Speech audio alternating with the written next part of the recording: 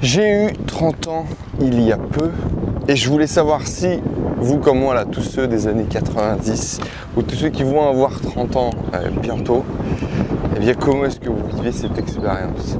Malédiction, sacrilège ou bénédiction? J'aimerais déjà démarrer par une petite histoire. Moi j'ai un grand frère qui a 11 ans de plus que moi, du coup qui est né en 81. Et nos deux parents travaillaient énormément. Mon père faisait les postes et ma mère finissait tard le soir, en général elle rentrait vers 20 h. Ce qui fait du coup que c'est mon frère principalement qui m'a éduqué. Et qui s'occupait de moi, qui a fait les devoirs, qui venait me chercher à l'école, qui me faisait prendre ma douche, mon bain, qui me mettait en pyjama, bref. Souvent d'ailleurs on avait déjà mangé et quand mes parents rentraient, finalement j'allais me coucher peu de temps après. Et donc c'est vraiment mon frère qui a fait mon éducation, c'est mon frère qui m'a élevé, ce qui fait que à l'âge de 5 ou 7 ans, moi, les posters que je vois au mur, si tu veux, c'est NTM Suprême et Bob Marley avant tout. Ce qui fait qu'effectivement je vais être toujours un peu en avance ou dans cette course à être en avance sur mon temps.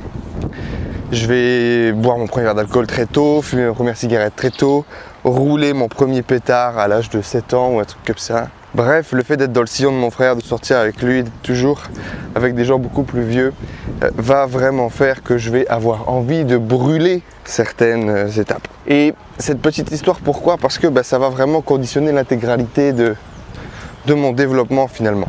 Je vais toujours avoir envie de faire les choses avant tout le monde, d'aller plus vite, de brûler les étapes. Et je vais développer comme ça une certaine forme d'impatience, je pense d'ailleurs qui est caractéristique à beaucoup d'entre nous. C'est-à-dire qu'on veut tout très vite.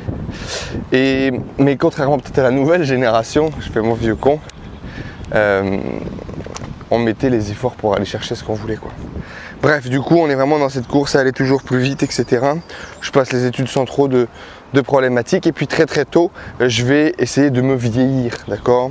Donc je vais mettre, je sais pas, je me souviens d'aller au lycée quasiment en costume, tu vois, pantalon, chemise, etc. Avec un long manteau, machin.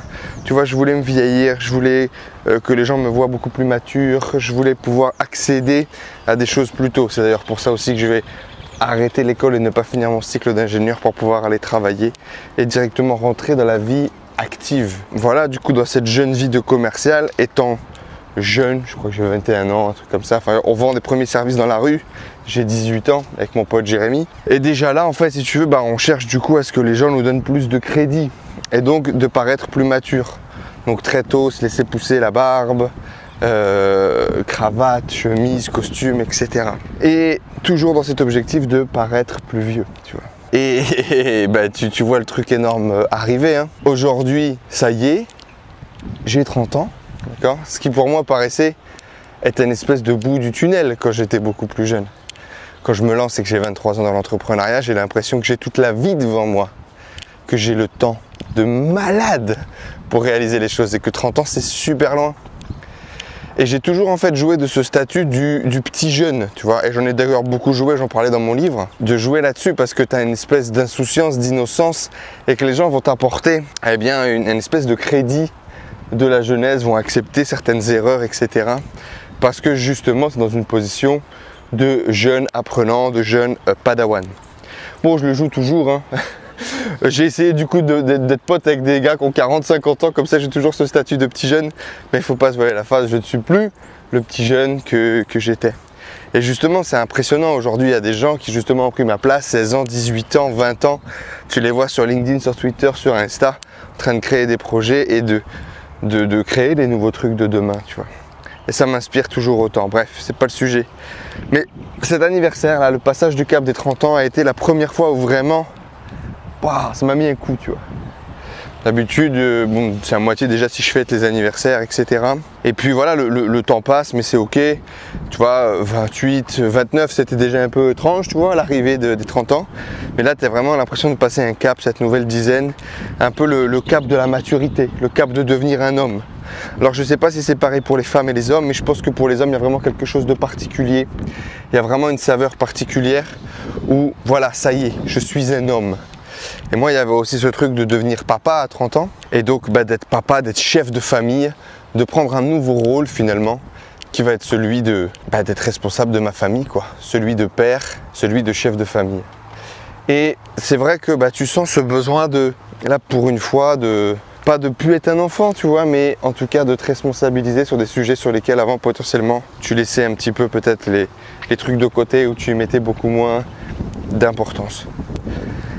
Et ouais, ça a été une transition vraiment qui m'a marqué, qui m'a vraiment impacté, qui m'a fait prendre conscience que le temps passe à une vitesse de dingue et que tous nos rêves, tous nos projets, il faut vraiment qu'on se réveille et qu'on aille les chercher.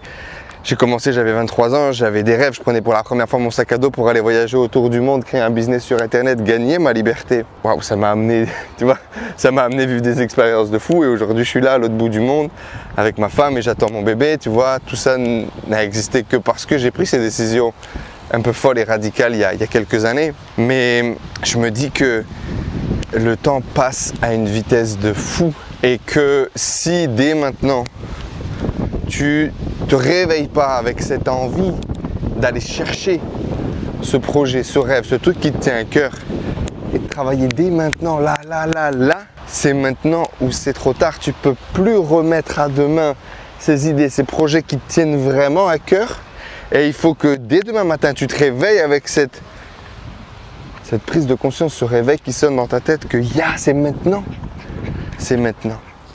Et franchement, tu vois, c'est très drôle que je te partage ça parce que je pense que c'est exactement ce que j'ai besoin d'entendre.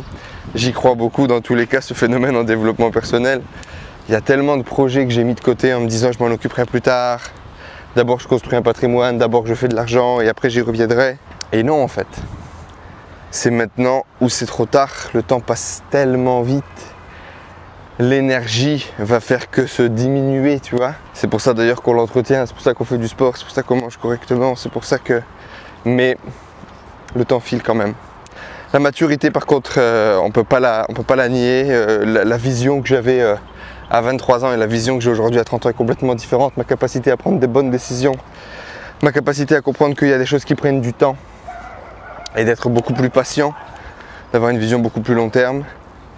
Par contre, effectivement, je me souviens aussi que j'étais capable de lever beaucoup plus de montagnes, d'aller beaucoup plus vite d'un sujet à un autre, de faire bouger les choses. Tu vois ce que je veux dire? Et ça, aujourd'hui, c'est un petit peu moins le cas, effectivement.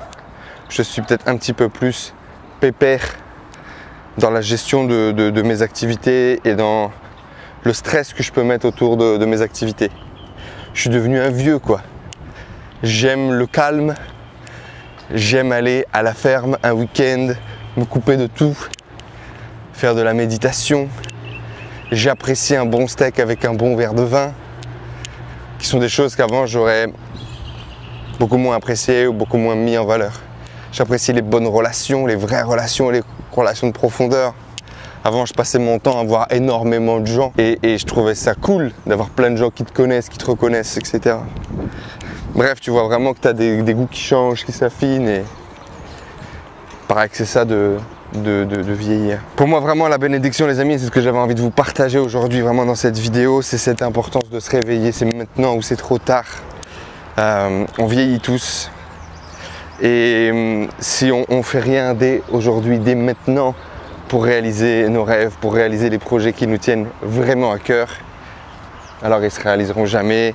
Et on arrivera peut-être tellement vite en fait, à 70, à 80 ans, avec ses regrets au fond de notre lit. Et ça, bien évidemment, c'est pas acceptable, c'est pas disponible.